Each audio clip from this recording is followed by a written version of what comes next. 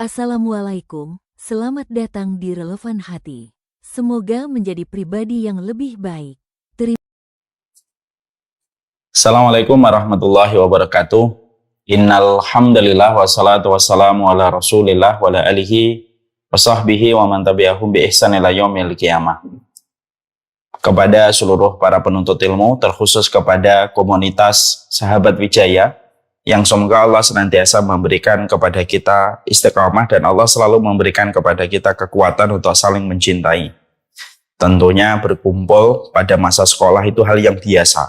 Tapi berkumpul setelah usai masa sekolah kita dan tetap bersama melewati kehidupan, bahkan berkomitmen untuk saling menasihati di dalam kebaikan, dan tetap terikat kepada satu ilmu dan satu nasihat yang sama-sama dijadikan petunjuk pada kehidupan, itu baru luar biasa. Semoga seluruh komponen dan seluruh partisipan yang bergabung di Sahabat Wijaya selalu dibersamakan di dalam kebaikan dan selalu mampu untuk menghindari segala pertikaian dan permusuhan, dan semoga dijadikan bersaudara bukan hanya 1, 2, 3 musim, tetapi semoga senantiasa dibersamakan dan dipersatukan oleh Allah sampai nanti masing-masing kembali untuk mempertanggungjawabkan amalan kita di hadapan Allah. Dan di antara amal yang nanti kita akan bawa adalah amalan ketika kita saling mencintai di antara orang-orang yang beriman, yang kita pernah bertemu di bangku sekolah yang sama, tetapi kita akhirnya mencintai nasihat yang sama setelah melewati masa sekolah. Semoga Allah memberikan ini kepada hati kita, karena sesungguhnya mencintai orang yang beriman itu bukan sesuatu yang biasa, tetapi dia merupakan satu amalan yang besar. Dan semoga kita paham berkumpulnya kita saling mengenal di antara orang yang beriman jangan hanya sekedar dijalani, tetapi betul-betul dihadirkan maknanya bahwasanya kita berkumpul semata-mata karena Allah, kita mengharapkan pahala yang besar. Sehingga kalau kita memahami alasan kita untuk selalu bersama karena kita ingin mendapatkan keridhaan Allah, karena keridhaan Allah itu bersama dengan mereka yang selalu bersama di dalam kecintaan kepada ilmu dan kebenaran, maka inilah yang menjadi alasan kita tetap bertahan walaupun terkadang kita mungkin menemukan 1, 2 miskomunikasi yang ada, terkadang kita menemukan 1 dan 2 sebab-sebab pertikaian, tetapi kita selalu punya alasan untuk tetap saling mencintai dan tetap saling bersama. Inilah yang menjadikan kita selalu berdoa semoga setiap persaudaraan yang kita dapatkan dan kita peroleh pada perjalanan hidup kita tidak menjadi personal yang menikmati permusuhan setelah kita diberikan kecintaan di antara orang yang beriman. Semoga Allah memberikan itu pada kehidupan hati dan jiwa kita, terkhusus untuk komunitas Sahabat Wijaya. Alhamdulillah, tentunya senantiasa kita bersyukur kepada Allah atas seluruh nikmat yang Allah berikan kepada kita, terutama kenikmatan ilmu, karena kenikmatan ilmu akan memberikan kepada kita furqan. Dengan furqan itu kita bisa membedakan mana yang benar dan mana yang salah. Di antara kenikmatan yang hilang di masyarakat awam yang tidak pernah berusaha mencari ilmu adalah mereka tidak pernah memiliki sikap furqan pada kehidupan mereka. Akhirnya mereka tidak bisa membedakan mana yang benar dan mana yang salah. Sehingga akhirnya terkadang mereka melihat yang benar itu dianggap sebagai sebuah kebatilan, dan terkadang melihat kebatilan itu tetapi ironisnya dianggap menjadi sebuah kebenaran. Inilah kalau kita tidak mendapatkan furqan, dan furqan itu hanya didapatkan kalau kita duduk mendengarkan ilmu, mempelajari ilmu yang disampaikan Allah dan Rasul-Nya. Ini pula yang menjadikan kita sangat bersyukur. Walaupun mungkin kita masih banyak melakukan dosa, walaupun kita masih banyak melakukan maksiat, tapi kita selalu bersyukur. Kita ini dijadikan di antara hamba-hambanya yang masih mencintai ilmu dan mencintai nasihat yang disampaikan Allah ketika kita duduk di taman surga. Walaupun memang tidak sempurna kita dalam perjalanan hidup kita, tapi kita bersyukur atas kenikmatan ilmu yang Allah berikan kepada kita supaya kita punya sifat furqan. Dengan furqan itulah kita akan sangat berhati-hati menyeleksi setiap berita, setiap narasi yang datang pada kehidupan kita, dan tentunya membacanya sesuai dengan apa yang menjadi keridhaan Allah Subhanahu wa taala. Itulah yang disebut dengan sifat furqan. Tentunya sifat furqan tidak bisa didapatkan secara abrakadabra, langsung orang mendapatkan sifat furqan.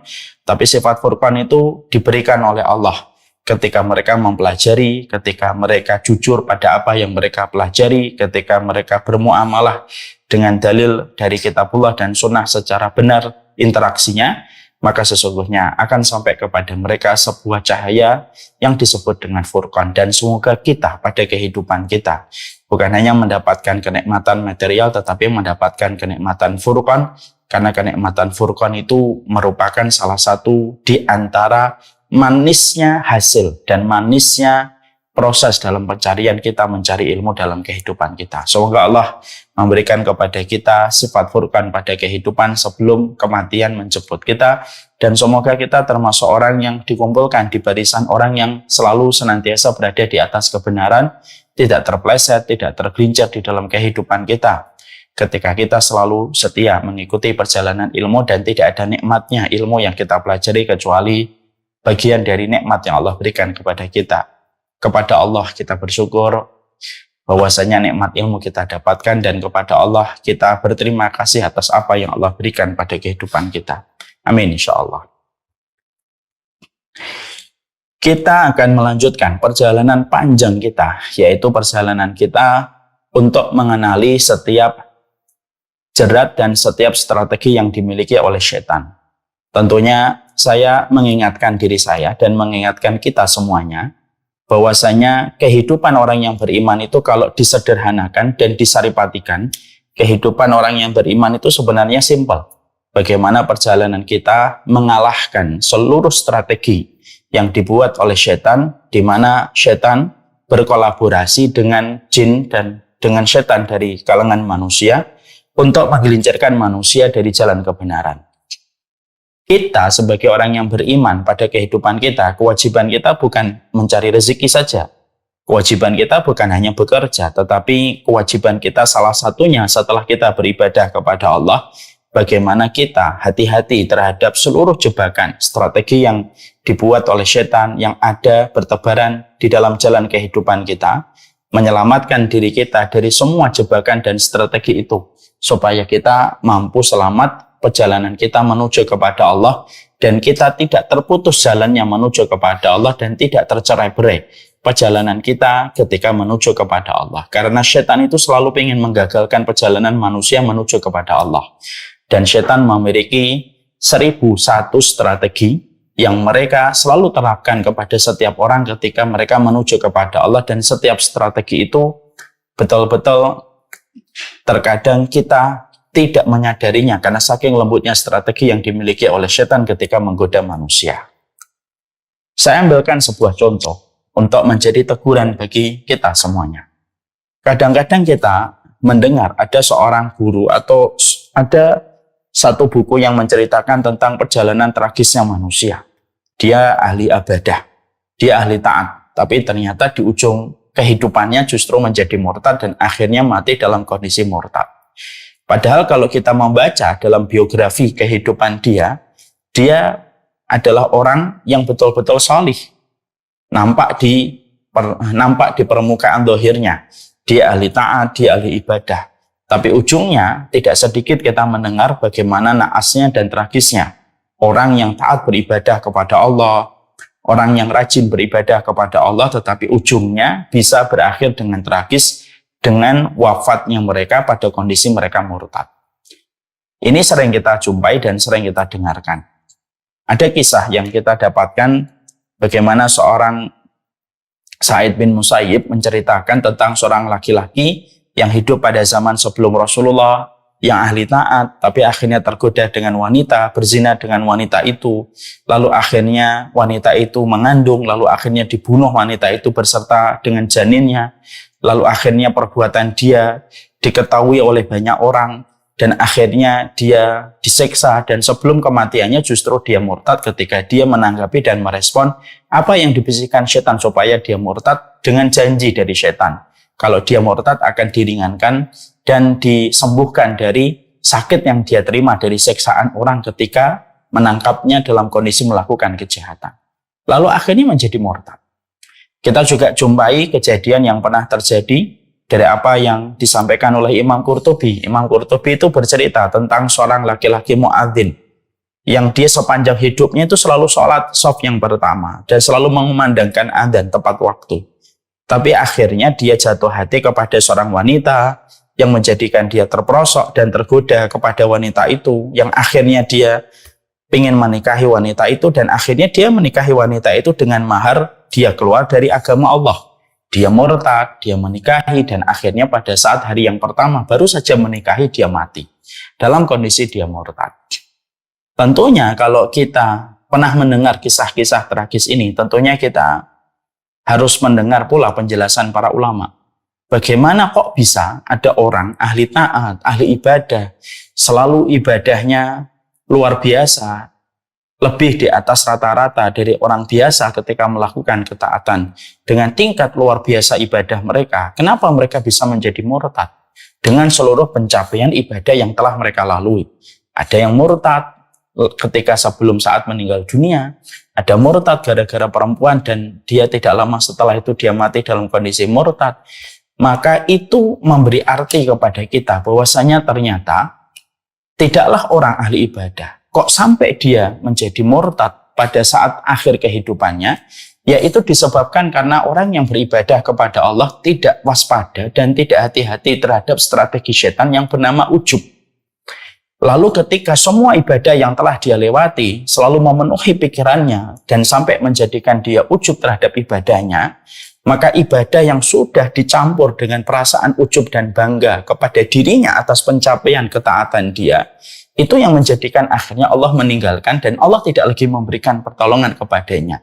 Dan orang yang terkena ujub itu sebagaimana daun, sebagaimana bulu ayam yang tergeletak di depan kipas angin yang mudah diterbangkan ke sana kemari, dan akhirnya begitu mudah setan menjadikan dia murtad. Ini pernah terjadi pula kepada kita ketika mendengar seorang ulama yang bernama Abdullah Al-Qasimi, ya. Bagaimana dia seorang ulama besar, diakui keilmuannya, bahkan beliau termasuk front terdepan seorang ulama yang luar biasa ketika beliau menahan laju pemikiran komunisme. Tapi justru dia di akhir kehidupannya menjadi murtad, menjadi ateis ketika sebelumnya dia menikahi seorang wanita yang mempengaruhi gaya pemikirannya dan akhirnya menjadi ateis. Padahal dengan pencapaian ilmunya, dengan ibadahnya, dan ilmunya itu luar biasa diakui ulama dari timur ke barat. Dan ternyata ketika dibedah para ulama selalu mengatakan tidaklah satu ahli ibadah, orang yang berilmu, tapi akhirnya dia menjadi murtad setelah pencapaian seluruh dari ibadahnya, lalu akhirnya mati dalam kondisi murtad, kecuali mereka adalah terkena penyakit ujub dari godaan setan yang akhirnya menjadikan mereka murtad. Nah, inilah yang menjadikan kita ketika membaca kisah-kisah nyata yang semacam ini, poin yang pertama membuat kita akhirnya paham, ujub itu sangat membahayakan. Yang kedua, menjadikan kita akhirnya mengerti, Masya Allah ya, ternyata strategi setan itu banyak. Selama ini kita mengerti bahwasanya strategi setan itu hanya zina, strategi setan itu hanya makan riba, strategi setan itu hanyalah makan uang sogokan. Lalu kita merasa bahwasanya strategi setan itu hanya itu saja. Kalau strategi setan itu hanya zina, minum khamr, membunuh, riba, berarti sesungguhnya setan itu makhluk yang bodoh karena strateginya itu terlalu sederhana. Tapi kita akhirnya paham, akhirnya mengerti dari pembahasan-pembahasan para ulama, kita akhirnya memahami strategi setan itu tidak sesederhana itu. Mereka terus mengadakan riset, mereka terus mengadakan penelitian panjang untuk mensukseskan seluruh program besar mereka dengan satu tujuan. Bahwasanya program besarnya iblis itu satu, mencerai beraikan manusia dari jalan kebenaran, lalu menjadi bahan bakar dari api neraka bersama dengan mereka kelak pada waktu hari kiamat ketika digelar oleh Allah. Dan inilah yang menjadikan kita harus paham. Masya Allah ya, ternyata keilmuan kita dituntut bukan hanya kita paham apa itu fikih sholat. Keilmuan kita bukan hanya dituntut apa itu fikih kita melaksanakan haji dan umrah. Tapi sesungguhnya keilmuan kita dituntut kita harus paham strateginya setan. Apa jebakannya, apa konspirasinya, apa strategi yang mereka lakukan di hadapan orang yang beriman. Ketika kita paham, Setidaknya dengan ilmu yang kita curi dan kita pahami dari strategi mereka yang diceritakan Allah dan Rasulnya dan para ulama di dalam keilmuan mereka, menjadikan kita akhirnya kita punya referensi apa yang kita persiapkan supaya akhirnya kita mampu menyelamatkan diri kita dari strategi mereka, karena sesungguhnya strategi setan itu kayak racun yang ditaburi dengan rempah-rempah yang menghilangkan bau racunnya, lalu tidak sadar banyak manusia yang mengkonsumsi dengan nikmat racun itu, padahal racun itu adalah sesuatu yang merusak hanya karena ada rempah-rempahnya yang kuat, akhirnya kita tertipu. Dan inilah yang menjadikan kita pada kesempatan ini kita lanjutkan kembali bagaimana sebuah buku yang akan menjadi pembahasan kita, menang melawan setan. Inilah yang menjadi pembahasan kita. Sekarang mari kita melihat di halaman 73. Di dalam halaman ini kita akan mendapati bahwasanya di antara strategi yang dimiliki oleh setan itu adalah setan itu mempergunakan hawa nafsu menjadi kendaraan bagi mereka untuk menghancurkan kerusakan, untuk menghancurkan kehidupan orang yang beriman ketika mereka memilih satu kendaraan yang disebut dengan hawa nafsu. Kita tentunya mengetahui apa yang disampaikan oleh Abdullah bin Mas'ud radhiyallahu anhu. Perkataan beliau adalah antum fi zamanin yaqudul haq al-hawa wa sayati zamanun yaqudul hawa al-haq fata'awadu billahi min dzalika zaman. Maka sesungguhnya kalian itu, kata Abdullah bin Mas'ud, kalian itu hidup berada pada satu zaman ketika kebenaran itu memimpin hawa nafsu. Jadi zaman para sahabat Nabi, para tabi'in, para tabi'ut tabi'in, 3 generasi emas pada awal Islam, itu dikatakan oleh Abdullah bin Mas'ud itu merupakan zaman ketika kebenaran itu memimpin hawa nafsu. Jadi hawa nafsu menjadi makmum, kebenaran itu menjadi imam. Lalu hawa nafsu ditandukkan, lalu hawa nafsu itu ditaklukkan, ditundukkan untuk mengikuti kebenaran. Itu kata Abdullah bin Mas'ud. Lalu kata Abdullah bin Mas'ud selanjutnya adalah wasayati zamanun yaqutul hawa al-haqqa. Maka akan datang satu waktu bahwasanya hawa nafsu itu mengalahkan kebenaran. Lalu akhirnya orang itu menjadikan hawa nafsu itu menjadi kiblat bagi kehidupan mereka, dan hawa nafsu itu menjadi pemimpin dan menjadi imam pada kehidupan manusia. Maka akhirnya beliau mengatakan, maka berlindunglah kalian pada zaman itu kalau betul-betul telah terjadi. Kita juga mendapati apa yang diisyaratkan oleh Rasulullah SAW ketika Nabi mengatakan ya'ti 'alan nasi zamanun himmatuhum butunuhum wa syarafuhum mata'uhum. Rasulullah SAW pun sudah memprediksi tentang satu kondisi waktu dan kondisi zaman, dimensi waktu, di mana pada waktu itu, kata Rasulullah, kita akan mendapati himmatuhum butunuhum. Tidak ada yang menjadi kiblat pikiran atau yang menjadi obsesi terbesar kehidupan manusia kebanyakan pada masa itu, himmatuhum butunuhum. Keinginan mereka itu selalu masalah perut, masalah makanan untuk mengenyangkan perut mereka. Wasyarafuhum mata'uhum, dan sesungguhnya kemuliaan mereka itu tergantung kepada barang-barang mahal yang mereka miliki. Wa kiblatuhum nisa'uhum, dan yang menjadi trennya yang mereka akan terus jadikan kiblat itu adalah perempuan-perempuannya dipuja dengan hawa nafsu, dan akhirnya perempuan-perempuan itu menjadi kiblat dari segala macam pergerakan manusia pada zaman itu. Wa dinuhum darahihuhum wa danariruhum, dan sesungguhnya dinnya, agama mereka itu pada saat itu adalah dirham dan dinar mereka, dan itulah seburuk-buruk manusia di sisi Allah Subhanahu wa taala. Inilah yang menjadikan kita paham. Hadis yang pertama, hadis yang tadi kita baru sebutkan itu hadis sahih dari Rasulullah SAW. Asar yang pertama yang tadi kita sebutkan merupakan asar atau perkataan dari Abdullah bin Mas'ud, di mana ketika kita mendapati 2 riwayat ini sebelum kita membahas panjang lebar, kita akhirnya paham poin penting dari 2 riwayat yang tadi kita sebutkan memiliki benang merah, bahwasanya zaman itu terbagi menjadi 2. Ada zaman ketika kebenaran itu menjadi sebuah imam bagi kehidupan, bahwasanya kebenaran itu menjadi komandan tertinggi bagi kehidupan. Ada zaman ketika hawa nafsu sudah menjadi komandan tertinggi di dalam kehidupan. Dan Rasulullah pun mengatakan itu. Dan Rasulullah lalu membreakdown, memperinci Di mana penjelasan Rasulullah itu jauh lebih terperinci. Nabi mengatakan akan datang suatu masa ketika orang itu yang difikirkan hanya urusan perut terus-menerus. Kemuliaan mereka berdasarkan barang-barang mahal yang mereka miliki. Lalu kiblat mereka itu ya perempuan-perempuan. Akhirnya apa? Perempuan-perempuan yang paras, yang cantik selalu akhirnya menjadi sebuah objek seksualitas pada zaman itu. Agamanya berdasarkan sebanyak materi yang dikumpulkan dari dinar dan dirham. Dan Rasulullah menutup dengan sebuah kalimat yang memberi kita perenungan. Itulah seburuk-buruk manusia kalau mereka memiliki sifat semacam itu. Maka disitulah akhirnya kita paham bahwasanya hawa nafsu ini merupakan salah satu di antara perkara yang akhirnya menjadi kendaraan bagi setan.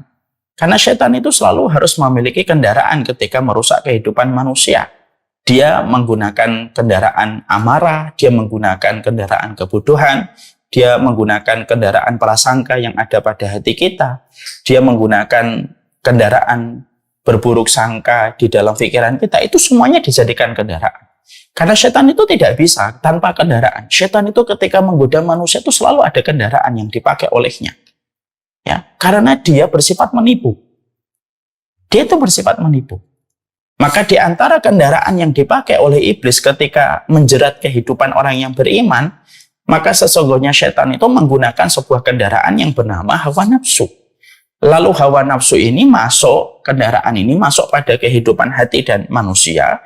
Lalu akhirnya hawa nafsu itu merusak kehidupan kebaikan manusia, merusak ketakwaan seorang hamba menuju kepada Allah. Ketika hawa nafsu ini masuk ke dalam tubuh manusia, dan menimbulkan berbagai macam kerusakan yang luar biasa pada kehidupan hamba yang beriman.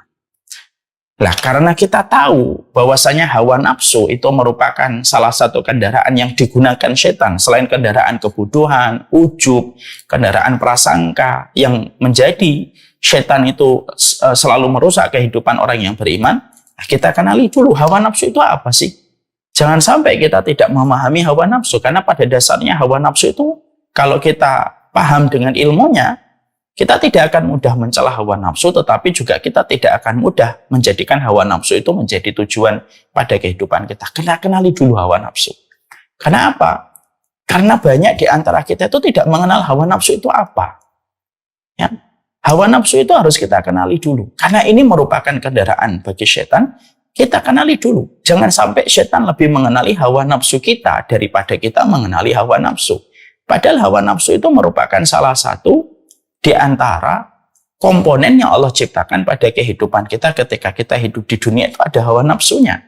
Makanya orang tidak bisa dalam kehidupan itu bercita-cita, saya tidak ingin punya hawa nafsu, tidak bisa. Karena sesungguhnya hawa nafsu itu merupakan bagian dari fitrah.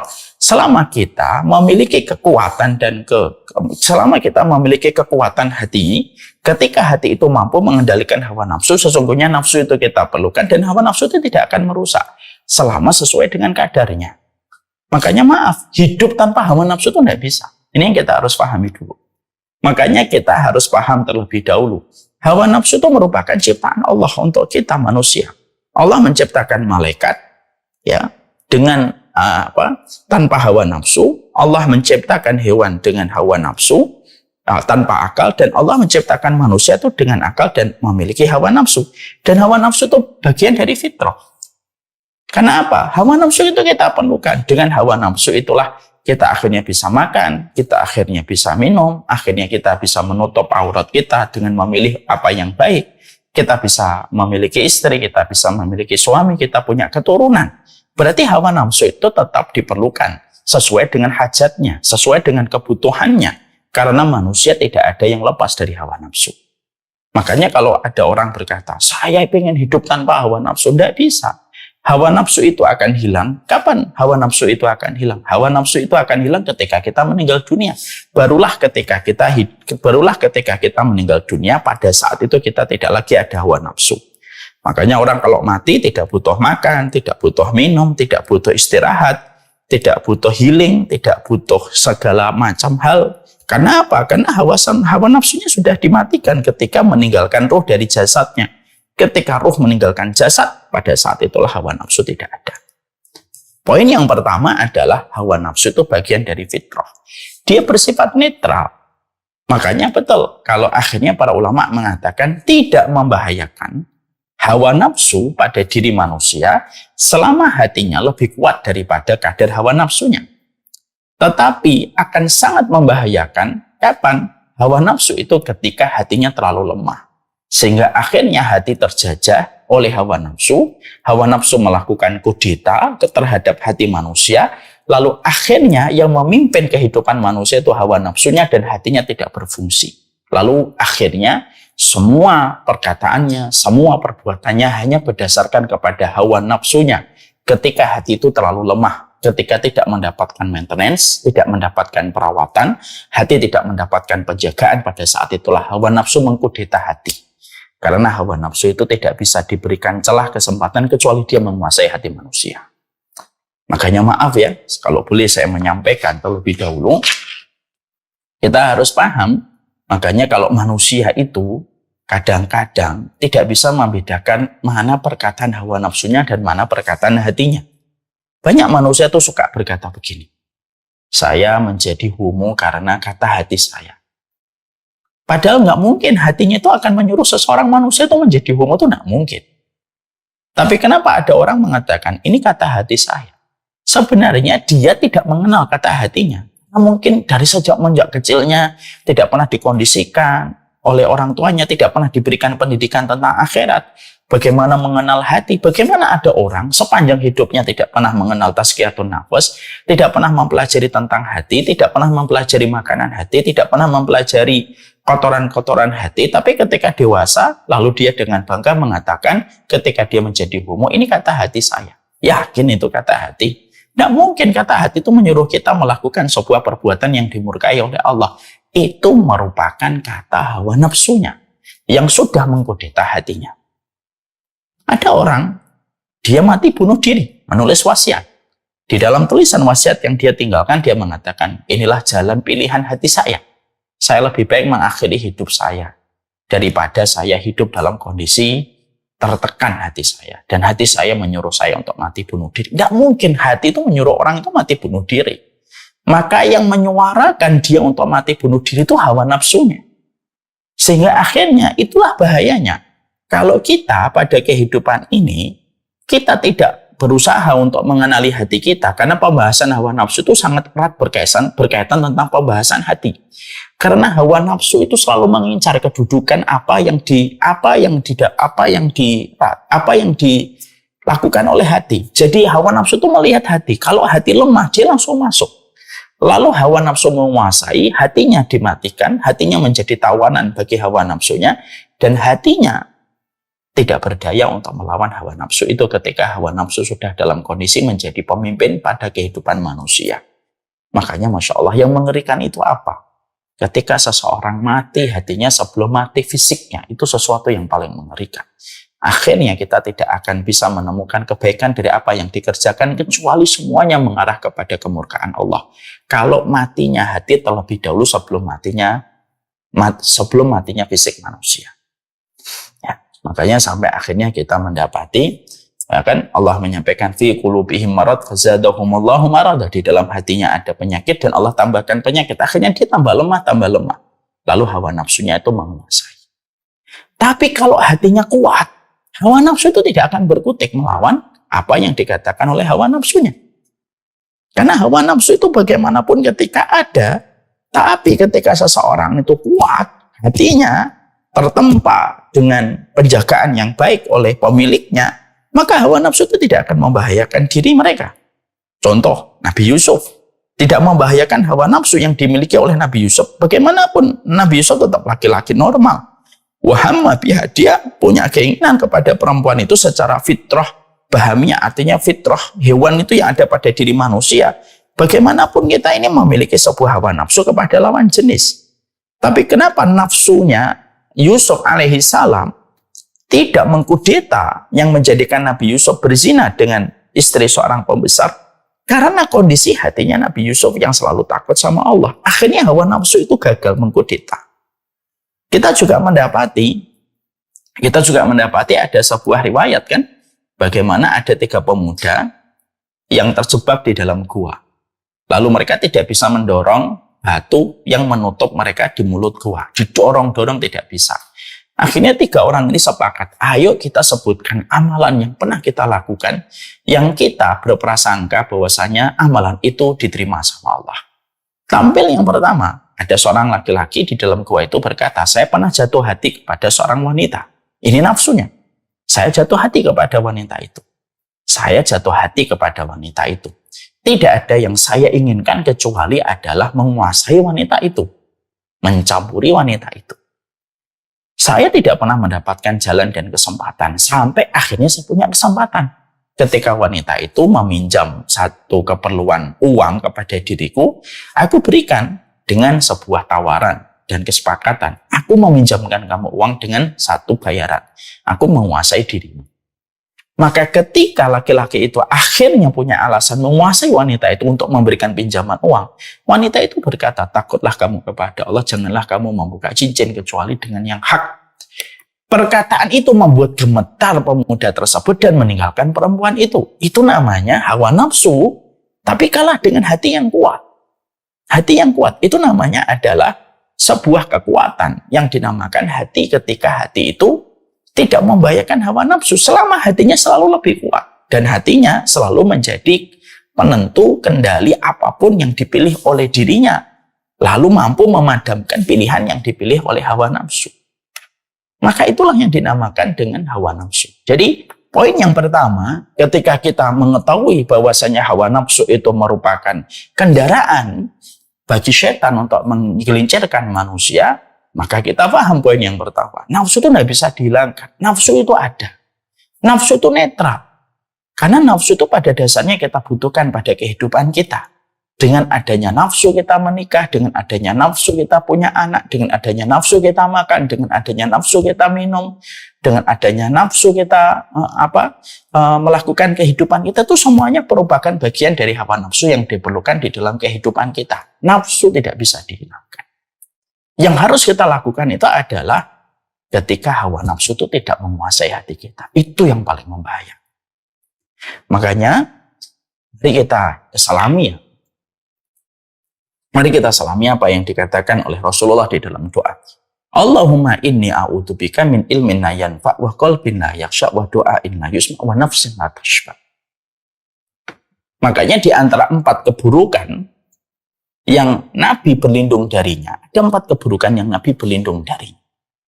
Apa 4 keburukan yang Nabi berlindung darinya? Nabi itu berlindung, aku berlindung dari ilmu yang tidak bermanfaat, doa yang tidak didengar, ya,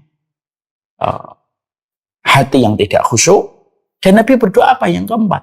Aku berlindung dari nafsu yang tidak pernah kenyang. Ya karena pada dasarnya nafsu itu terus menuntut terus, dia itu menuntut terus. Dia ketika menuntut terus maka akhirnya menjadi sesuatu yang betul-betul akhirnya apa? Menuntut pemiliknya dengan apa yang dia inginkan. Akhirnya kalau nafsu tidak pernah kenyang, lalu kita tidak punya kekuatan hati yang kuat untuk menahan nafsu ketika kita selalu ingat kepada Allah, ingat kepada urusan akhirat, dan bagaimana kita ketika menjaga diri kita dari hawa nafsu memuliakan kita nanti kalau kita berjumpa dengan Allah, ketika berjumpa dengan hari perjumpaan dengannya, maka sesungguhnya nafsu itu bisa memporak-porandakan manusia. Dan itu yang menjadi perhatian kita. Jadi hawa nafsu itu merupakan perkara yang sifatnya fitrah pada kehidupan manusia. Setiap orang itu punya hawa nafsu. Ya, makanya saya akan ngomentari sedikit. Saya akan ngomongnya agak panjang lebar. Saya akan ngomong gini. Ada orang yang suka berkata begini. Orang-orang yang suka pamer dengan dosanya. Mereka suka berkata begini. Alah, jangan munafik deh. Kan kamu juga kepengen kan? Banyak orang yang ketika mereka itu mungkin melakukan perzinahan dan lain sebagainya. Banyak orang yang melakukan zina atau melakukan perbuatan-perbuatan yang haram, baik mengambil harta yang haram, atau melakukan zina atau minum khamr. Lalu mereka mengomentari orang-orang yang tidak mau melakukan perbuatan itu. Maka mereka membuli. Dan biasanya bulian itu sama. Diksi kalimat yang mereka pilih itu selalu begini. Alah, tidak usah munafik. Kan kamu sebenarnya juga kepingin kan? Ayo, cobalah lihat perempuan ini. Ya kamu kalian zina sana. Kan kamu kepingin, tidak usah munafik deh. Dalam hatinya mau tapi pura-pura tidak mau. Udahlah, ambil aja ini harta. Ambillah uang ini 2 juta ini. Hatimu kan mau kan. Jangan pura-pura nggak mau, jangan munafik. Nah, mari kita luruskan diksi ini. Karena ini kalimat bulian yang memang dari dulu selalu ada. Dengan culture yang sama, semacam ini. Kita harus paham begini. Orang yang suka mengatakan itu sebenarnya karena nggak paham. Nggak ngerti karena mereka itu ya nggak paham. Ya setiap orang itu pasti mau, namanya punya hawa nafsu. Ya, ketika ada perbuatan zina gitu, ada orang dalam hatinya ada kecondongan itu pasti ada. Kecondongan untuk itu ada, kecondongan untuk menikmati yang haram itu ada. Namanya hawa. Nanti akan kita bahas poin yang kedua. Hawa itu condong dia. Dia condong kepada itu.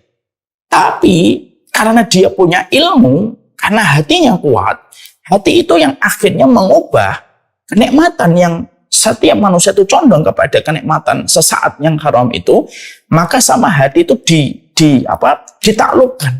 Lalu akhirnya apa? Memandangnya itu benci. Kenapa? Oh, kalau saya zina, saya punya anak perempuan, nanti dizinain orang. Walaupun dalam hatinya ya ada kecondongan untuk menikmati yang haram, tapi ilmunya, ketakwaannya, hatinya ketika menjadi raja, akhirnya bisa menundukkan itu. Sebagaimana sel putih kalau mendapatkan serangan virus yang masuk ke dalam tubuh, sel putih itu nanti akan ngikutin, lalu ditaklukkan dan dikalahkan itu. Virus-virus dan bakteri yang masuk, yang bakteri jahat, sel putih itu selalu tahu dan akhirnya ditaklukkan. Maka sesungguhnya kalau ada orang mengatakan, sudah jangan soal munafik. Maaf ya, setiap orang itu punya. Yang membedakan itu adalah orang memiliki kekuatan hati untuk menaklukkan perkara itu. Ada orang yang mereka sengaja untuk memperturutkan apa yang menjadi kecondongan hatinya untuk menikmati yang haram tanpa dia berpikir akibatnya akan dirasakan dan akibat yang dia rasakan dan akibat yang dia hadapi. Itu juga menjadi salah satu kita yang harus paham. Jadi memang omongan itu begitu. Udahlah jangan munafik gitu. Maaf ya, munafik itu bukan kita pura-pura tidak mau. Munafik itu adalah kamu memperlihatkan keimanan tetapi di dalam hatimu ada kekufuran. Hatimu muslim tapi kamu benci sama syariat Allah. Itu munafik. Penggunaan kalimat munafik aja sudah salah. Jadi dari berbagai macam sudut pandang ini sudah salah. Tapi itu kalimat dan diksi yang selalu dipakai oleh para pendosa ketika membuli orang yang taat. Udahlah gak usah munafik, kan kamu juga mau. Ya setiap orang mau. Yang membedakan adalah kontrol hatinya atas apa yang ada di hadapan mereka. Ya, jadi disitulah kita akhirnya paham ya. Makanya Masya Allah, betapa nikmatnya ketika seseorang itu memiliki hati yang kuat. Dan betapa kuatnya orang yang mereka itu memiliki hati yang sehat. Ya, dari sini poin yang pertama ini akhirnya kita paham ya. Kita bisa akhirnya paham bagaimana mengkondisikan orang yang suka membuli orang yang taat. Kita sudah bisa membedakan mana kata hati dan mana kata hawa nafsu, kalau kita betul-betul mengerti. Dan kita juga akhirnya paham. Hawa nafsu itu sesuatu yang sifatnya diperlukan dalam kehidupan. Ya kalau kita nggak ada hawa nafsu, nggak ada orang nikah. Karena pernikahan itu salah satunya dari pengertian fikih itu apa? Melampiaskan hawa nafsunya dengan kondisi dan keadaan yang dihalalkan oleh Allah. Tapi pernikahan itu apa? Aqdun lihalil wat'in baina zawjaini. Namanya pernikahan itu dari sudut pandang fikih itu apa? Akad untuk menghalalkan, melampiaskan hawa nafsu di tempat dan kondisi yang diridhai oleh Allah. Berarti hawa nafsu itu diperlukan dalam kehidupan. Nah, kalau kita nanti tidak punya nafsu kayak malaikat. Ketika mereka bertamu kepada Nabi Ibrahim menawarkan kepadanya makanan, tapi mereka tidak makan. Itu nggak punya hawa nafsu. Mereka tidak butuh makan, mereka tidak butuh minum, karena pada penciptaan malaikat Allah tidak sertakan hawa nafsu. Yang kedua, yang kita harus pahami setelah kita memahami fitrah, bahwasanya hawa nafsu itu perlu. Yang kedua, yang penting juga saya sampaikan, apa maksud hikmahnya Allah itu menciptakan hawa nafsu pada kehidupan manusia? Ya kan? Ini kan yang kedua. Lalu kenapa harus diciptakan hawa nafsu? Karena diciptakan hawa nafsu itu hikmahnya kita harus paham. Ya. Diciptakannya hawa nafsu itu salah satunya Karena penciptaan hawa nafsu itu untuk menjadi filter dari Allah. Siapa di antara manusia yang mereka mengikuti petunjuk, lalu melahirkan keselamatan pada urusan dunia dan akhiratnya, dan mana mereka yang mengikuti hawa nafsu, lalu mereka tergerus dengan hawa nafsu itu, lalu akhirnya mereka mengikuti langkah-langkah setan sampai mereka terperosok kepada jebakan setan. Hawa nafsu itu memfilter manusia menjadi dua. Hawa nafsu itu memfilter manusia menjadi dua. Siapa yang taat? Karena harga rahmatnya Allah itu harus ada konsekuensinya. Konsekuensinya itu apa? Kamu mendahulukan petunjuk daripada hawa nafsu. Allah menciptakan hawa nafsu itu supaya akan terfilter manusia mana yang beriman dan mana pendosa. Mana yang beriman dan mana yang kufur kepada Allah. Itu dengan hawa nafsu. Kalau Allah ciptakan manusia tanpa hawa nafsu, maka manusia itu sebagaimana malaikat. Di mana malaikat tidak ada yang berzina, tidak ada yang minum khamar, tidak ada yang melakukan penentangan kepada Allah. Dan malaikat berada pada satu kedudukan bagaimana mereka la ya'sunallaha ma'amarahum wa yaf'aluna ma yu'marun. Malaikat itu selalu melaksanakan apa yang Allah perintahkan dan tidak pernah bermaksiat kepada apa yang Allah larang. Maka akhirnya esensi tujuan manusia diciptakan oleh Allah menjadikan dunia itu ujian yang kita harus mampu untuk melewati setiap ujian itu tidak didapatkan maknanya. Padahal alladzi khalaqal mauta wal hayata liyabluwakum ayyukum ahsanu amala. Padahal di dalam surat Al-Mulk ayat yang kedua jelas Allah menyampaikan alladzi khalaqal mauta wal hayata liyabluwakum ayyukum ahsanu amala. Allah yang menciptakan kehidupan dan kematian. Hukumnya kembali kepada manusia untuk apa? Liyabluwakum, untuk menguji manusia. Ayyukum ahsanu amala, siapa yang paling terbaik amalnya? Dan salah satu indikator amal yang terbaik itu amal yang mampu mengalahkan hawa nafsu. Dan hawa nafsu itu menjadi budak atas ibadah dan atas kebenaran yang dimiliki sama manusia yang beriman. Dan kalau tidak ada hawa nafsu, kata liyabluwakum ayyukum ahsanu amala, untuk menguji manusia mana yang terbaik amalnya yang Allah sampaikan pada surat Al-Mulk yang kedua, yang tidak bisa dapat, nggak ada hawa nafsu kok. Jadi hawa nafsu ini merupakan bahan ujian yang Allah kirimkan kepada manusia. Makanya setan tahu bahwasanya Allah itu menciptakan manusia dengan hawa nafsunya. Ketika setan tahu penciptaan manusia, bahwasanya manusia memiliki hawa nafsu, maka setan memanfaatkan hawa nafsu manusia karena hawa itu kecondongan. Kecondongan kepada apapun itu namanya hawa nafsu. Maka kecondongan itu yang akhirnya dipakai oleh setan ketika setan itu mengkudeta hati manusia dengan hawa nafsu. Lalu hawa nafsu itu mengendalikan kehidupan manusia. Sehingga akhirnya apa? Ya semuanya tentang hawa nafsu. Tapi hikmah terbaik, kenapa Allah itu memberikan kepada kita? Kenapa Allah itu memberikan kepada kehidupan manusia itu hawa nafsu? Karena sesungguhnya penciptaan hawa nafsu untuk menguji manusia. Diciptakan hawa nafsu untuk tidur. Tapi Allah selipkan dong hawa nafsunya. Gimana kamu bisa bangun? Tidak. Ketika sepertiga malam, kantuknya begitu berat. Maka Allah mencari warrior. Allah mencari pejuang-pejuang yang mereka itu melawan hawa nafsunya. Dia bangun. Lalu dia bermunajat kepada Allah. Dia jadikan hawa nafsunya menjadi bawahan dan menjadi bangsa jajahan bagi dia. Dia punya nafsu, dia tidur di awal isya. Dia mempergunakan nafsunya untuk tidur. Dan itu fitrah kalau sudah dipakai untuk tidur. Tapi ketika sepertiga malam, Allah menyuruh bangun. Lalu dia bangun, lalu dia kendalikan hawa nafsunya, dia berwudu, dia bersiwak, lalu akhirnya dia sholat. Maka hawa nafsunya dijadikan di bawah kakinya. Lalu akhirnya dia beribadah kepada Allah. Dia punya harta. Hawa nafsu kita menginginkan supaya kita memiliki harta. Menguasai harta. Lalu Allah turunkan sebuah perintah. Berinfak, bersedekah, berzakat. Akhirnya ketika dia mengeluarkan infaknya, mengeluarkan sedekahnya, apa? Dia mengalahkan hawa nafsu untuk memiliki. Dan akhirnya dia tempatkan apa yang dia cari, dia kalahkan hawa nafsunya. Dan dia berikan kepada Allah. Itulah nampak bagaimana seorang pejuang dalam kehidupan. Bahwasanya kehidupan kita itu salah satunya mengalahkan hawa nafsu. Jadi tujuan kita diciptakan oleh Allah dalam kehidupan ini, kalau merujuk pada surat Al-Mulk ayat yang kedua, Ya sebenarnya adalah bagaimana kita melawan hawa nafsu. Hawa nafsu untuk leha-leha menjadikan kita bodoh, dan bodoh itu menjadi senjata setan untuk menyesatkan kita. Dilawan, saya harus belajar. Maka ini merupakan bagian dari sebuah kesempurnaan dia.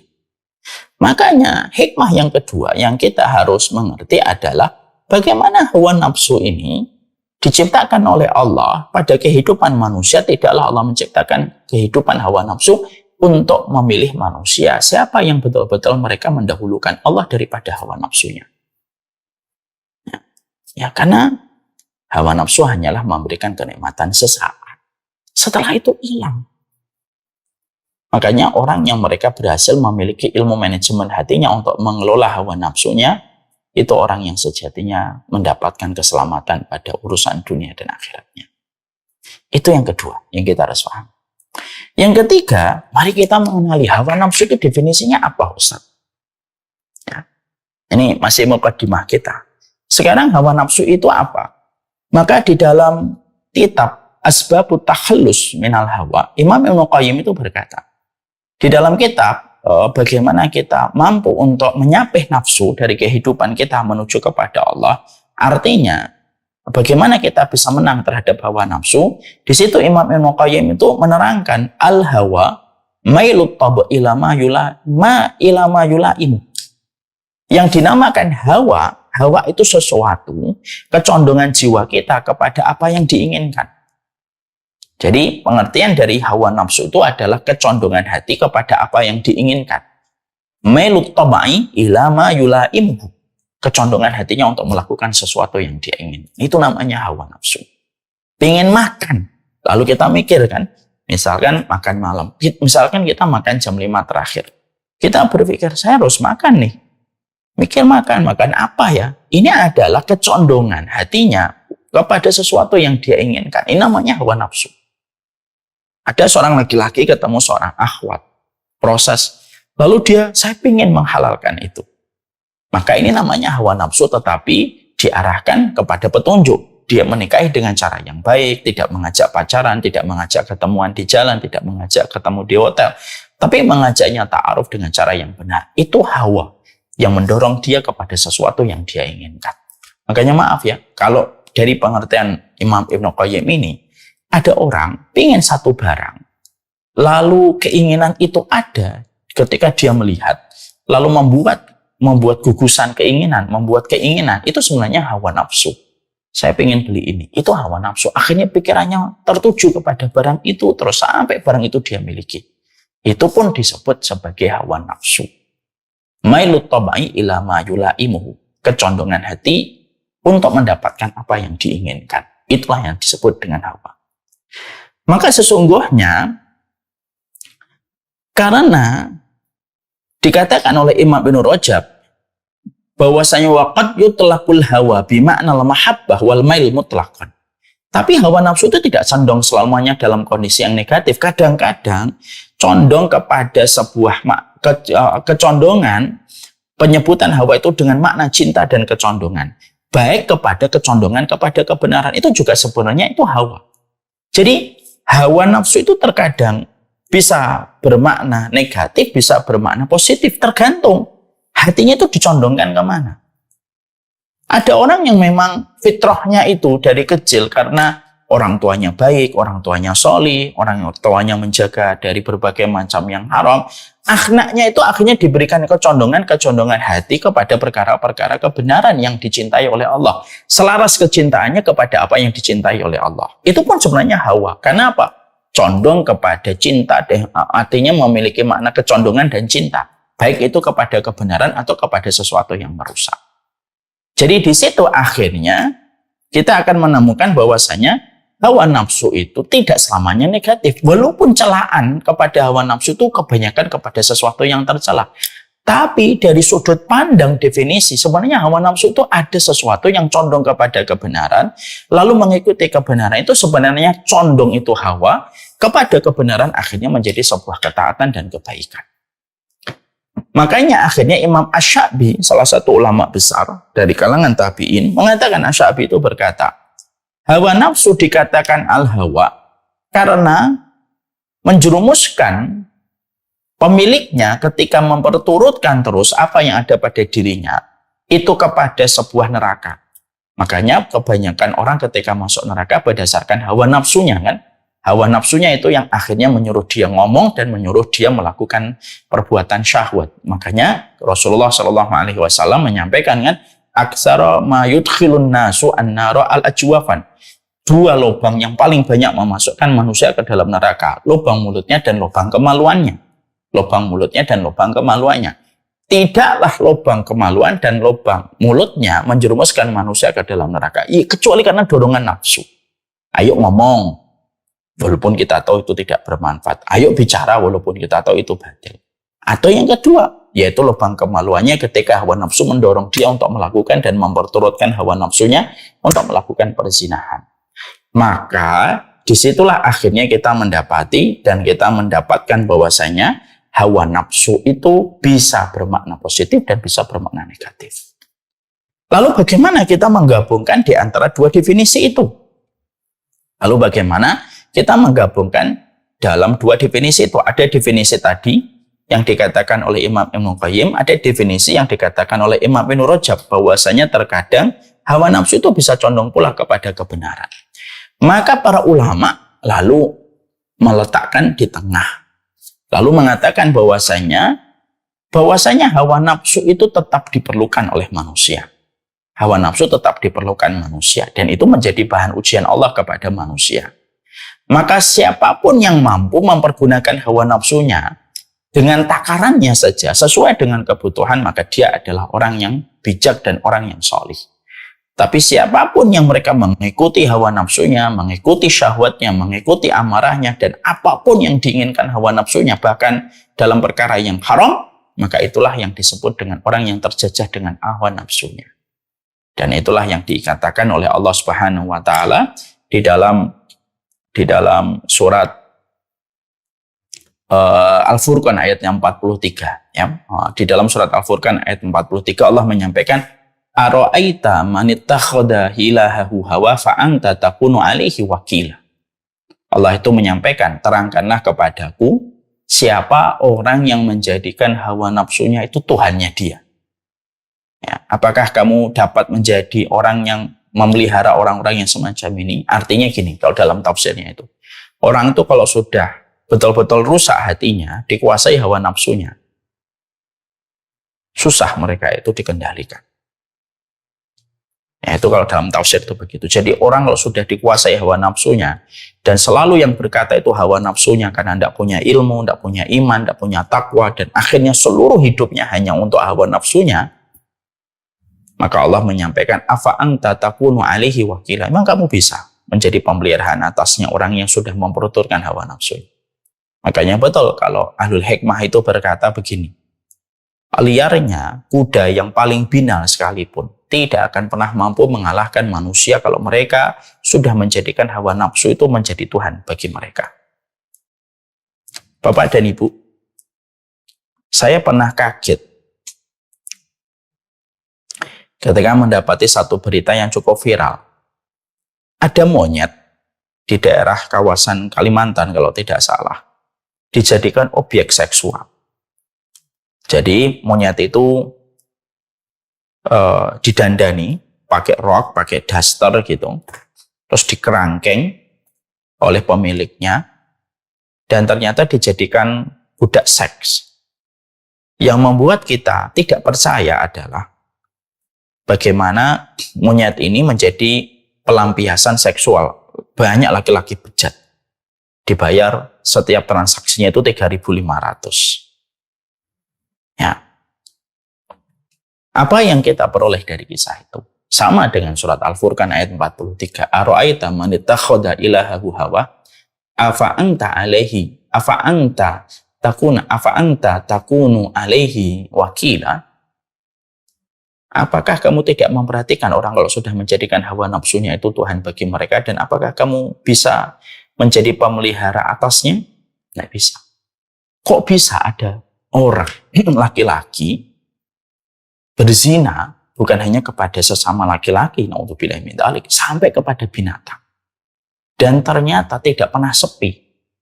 Makanya sampai ketika monyet itu diambil, diselamatkan, monyet itu trauma kalau melihat laki-laki. Masya Allah ya. Maka betul akhirnya kan, Ahlul Hikmah berkata kan, kalau manusia sudah lepas kendali nafsunya, lalu dia tidak paham salah satu tugas amanah yang Allah berikan pada hidupnya itu menguasai nafsunya sebagai ujian dari Allah, maka hewan sekalipun akan kalah dibandingkan nafsunya seorang manusia kalau sudah dibiarkan menguasai dan menjarah apa yang ada di hati, pikiran, dan jiwa manusia. Akhirnya apa? Ya afa anta takunu alaihi wakila. Emang kamu bisa menjadi pemelihara orang yang sudah mengikuti hawa nafsu? Tidak bisa. Tidak bisa. Kita dapatkan orang homo, lesbian, kalau mereka sudah menjadikan hawa nafsunya, tidak bisa. Allah kunci hatinya, Allah kunci pendengarannya, Allah kunci matanya kalau sudah mengikuti hawa nafsu. Karena apa? Karena Allah selain menjadikan manusia itu, mereka itu diuji dengan hawa nafsunya, tapi Allah itu dengan sifat rahmatnya masih memberikan kepada manusia itu banyak senjata untuk melawan hawa nafsu itu. Ilmu, mengingat mati, balasan Allah nanti di akhirat, ketakwaan, ketemu orang soleh, itu semuanya senjata untuk melawan hawa nafsu. Tapi kalau sudah tidak bisa, kalau sudah tidak ada, artinya dia tidak memiliki kesadaran bahwasanya hidupnya itu melawan hawa nafsu, ya sudah, hawa nafsu akan diperturutkan terus. Sampai akhirnya kita mendapati kejadian semacam itu. Ada orang memerkosa anak kecil, gitu, padahal dia punya anak mungkin. Tapi dia melakukan itu tanpa merasa bersalah. Ya, kita bisa jumpai ya, bagaimana ada orang berzina dengan binatang. Ya, ada orang yang hobi membunuh. Ada orang yang hobi mendolimi. Itu semuanya adalah contoh-contoh manusia yang telah memperturutkan hawa nafsu. Dan itulah salah satu di antara hal yang sangat, itu merupakan sebuah musibah besar pada kehidupan manusia ketika manusia sudah dikuasai oleh hawa nafsu. Dan maaf, orang yang mengikuti hawa nafsunya dan telah dikendalikan hawa nafsunya, pelakunya sendiri pun tidak menyadari bahwasanya dia telah dikuasai oleh hawa nafsunya. Kenapa? Karena dia tidak punya piranti untuk mengenali hawa nafsu ketika sudah mengkudeta. Mari kita coba membaca di dalam surat Al-Jasiyah ayat yang ke-23. Afara'aita man ittakhadha ilahahu hawahu wa adallahu Allahu ala ilmin wa khatama ala sam'ihi wa qalbihi wa ja'ala ala basrihi ghishawatan fama yahdihi min ba'dillah afala tadhakkarun. Allah menyampaikan, pernah nggak kamu melihat orang yang terus memperturutkan hawa nafsunya dan menjadikan hawa nafsu itu Tuhan? Artinya Tuhan itu apa sih? Man ittakhadha ilahahu hawa. Ilahahu, ilah itu sesuatu yang diagungkan. Ya, menjadikan artinya betul-betul diagungkan, diperturutkan, diturutin terus-menerus hawa nafsunya. Dan dia hidup untuk menuruti kemauan hawa nafsunya. Allah menyampaikan dalam sebuah pertanyaan yang bersifat untuk mencela sekali bagaimana orang itu kalau sudah menjadikan hawa nafsu sebagai Tuhannya. Apakah kamu tidak pernah memperhatikan orang yang mereka itu hidupnya hanya memperturutkan hawa nafsu? Maka Allah akan membiarkannya. Allah membiarkannya. Makanya orang kalau sudah di hawa nafsu itu kadang-kadang bagi orang yang masih memiliki fitrah hati yang sehat, sering berkata tidak habis pikir kalau perbuatan itu bisa dilakukan. Karena apa? Ingat loh, Allah sudah membiarkan. Wa adallahu Allahu ala ilmin. Allah membiarkannya. Lalu kalau sudah dibiarkan oleh Allah, terus apa manusia itu? Bukan hanya dibiarkan. Wa khatama ala sam'ihi wa qalbihi. Allah kunci telinganya, Allah kunci itu hatinya. Kalau sudah dikunci, ditutup. Kalau dikunci, misalkan ini minuman, saya kunci nih. Ya, ada suaranya, saya kunci. Maka tidak ada bisa. Kita masukin apa-apa, nggak bisa. Dikunci wa khatama ala sam'ihi wa qalbihi wa ja'ala ala basarihi, dan dijadikan matanya yang harusnya matanya itu melihat bagaimana kerusakan demi kerusakan itu sudah luar biasa pada hidupnya, dijadikan dia tidak bisa melihat. Wa ja'ala ala basarihi ghishawah, dijadikan bagaimana penglihatannya ditutup sama Allah. Ya? Fama yahdihi min ba'dillah. Barang siapa yang memberinya petunjuk sesudah Allah membiarkan sesat. Siapa yang bisa memberikan petunjuk kalau orang sudah semacam ini? Itu siapa? Artinya, ya kadang-kadang dakwah itu akan bertemu dengan orang yang memang tidak bisa untuk merespon sama sekali hidayah dakwah itu. Makanya orang yang berdakwah itu harus siap kalau mendapatkan penolakan. Karena penolakan pasti. Karena apa? Allah sudah menyampaikan. Kalau kamu ketemu orang yang sudah memperturutkan hawa nafsu ini, memang kamu bisa apa? Kata Allah. Fama yahdihi min ba'dillah. Siapa yang bisa ngasih petunjuk orang semacam itu setelah Allah? Setelah Allah membiarkan wa adallahu ala ilmin. Setelah Allah menyandikan wa khatama ala sam'ihi wa qalbihi wa ja'ala ala basarihi gishawa. Loh, dikunci matanya, dikunci telinganya, dikunci hatinya, dijadikan penutup pada matanya. Udah nggak bisa. Makanya kalau kita maaf ya, kita lihat di Amerika, di salah satu wilayah, sampai kita mendapati makhluk hidup, mayat hidup. Orang menyebutnya zombie. Kalau saya tidak mau menyebut zombie, karena zombie itu nama pahlawan Islam. Mayat hidup gitu ya. Mereka pun sampai sudah dalam kondisi tengkorak karena narkoba. Dia nggak bisa melihat dirinya itu sudah porak-poranda. Sudah nggak bisa. Makanya dulu juga kalau kita kaitkan benang merah di Indonesia, kita pernah melihat seorang psikolog terkenal itu berkata, ada seorang perempuan, ada kondisi fenomena sosial di masyarakat. Banyak PSK itu orang tua, yang sudah tua, di atas 50 tahun, rela untuk transaksi zina dengan anak kecil untuk dibayar 3.000 sampai 6.000, 7.000 dengan anak-anak SD. Kenapa kok tidak menggunakan akalnya untuk berpikir? Karena sudah ditutup sama Allah. Jadi orang yang memperturutkan hawa nafsu itu pada satu tahapan, satu fase ketika dia terus memperturutkan, ditinggal sama Allah. Dan kalimat yang sangat menghentak kita itu di dalam surat Al-Jasiyah ayat yang ke-23 itu apa? Wa adallahullahu ala ilmin. Kami biarkan, Allah membiarkan mereka itu dengan ilmunya itu. Wa khatama ala sam'ihi wa qalbihi wa ja'ala ala basarihi gishawa. Itu kan kalimatnya itu membuat kita ketakutan kan? Untuk kita renungkan. Allah kunci itu pendengarannya, Allah kunci hatinya. Allah jadikan matanya tertutup sampai kerusakan demi kerusakan itu menimpa kepada dirinya. Akibat hawa nafsunya pun dia tidak bisa melihatnya. Dia tidak bisa untuk mencerna lagi. Orang yang sakau, na'udzubillahi min dzalik, nasallallahu alaihi wasallam. Orang dia sakau, dia sampai dalam kondisi kesakitan sekalipun, dia tidak bisa melihat dirinya ketika diperlihatkan video ini, loh kamu ketika sakau itu kayak gini. Dia nggak bisa melihat. Kalau terus memperturutkan, orang kalau zina diperturutkan terus, dia tidak bisa melihat akibat dari perzinahan itu. Beberapa hari yang lalu saya pernah melihat di YouTube ada sebuah tayangan di blur wajahnya untuk berbicara tentang fenomena sosial di masyarakat kita. Ada seorang PSK, WTS gitu. Dia sudah terjangkiti dengan HIV, tapi tidak berhenti dari perbuatannya. Dan dia sadar dia akan menularkan itu kepada banyak laki-laki yang berzina dengan dirinya. Hal itulah yang menjadikan kita harus paham. Jadi rusaknya dunia ini itu karena hawa nafsu.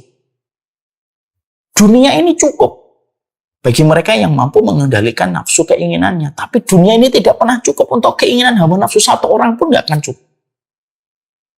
Dunia ini cukup untuk seluruh orang. 7 miliar, 8 miliar. Allah sudah jadikan settingan defaultnya bumi ini dan dunia ini sesuai dengan orang yang Allah takdirkan untuk hidup di dunia. Allah sudah setting itu dan tidak mungkin Allah salah.